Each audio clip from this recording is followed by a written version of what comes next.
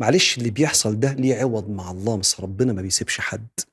زي ما هتشوف ربنا هيكمل معاك، هو بيحكي لك انت وانتي ايه اللي حصل مع سيدنا يوسف بعد كده. نبي ابن نبي، ربنا يقول وشروه يعني باعوه بثمن بخس دراهم معدودة وكانوا فيه من الزاهدين.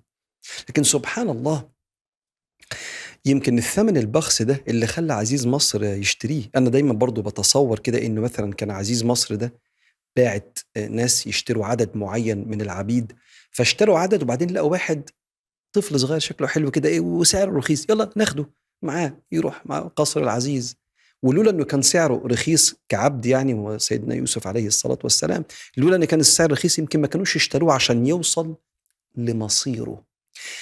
وكأن هذه السيارة القافلة دي ايد بتناول سيدنا يوسف من البير لقصر العزيز. الايد دي باعت برخيص، بس ناولته من البير اللي فيه الهلاك لقصر العزيز اللي فيه التمكين. بس الموقف مش حلو، معلش.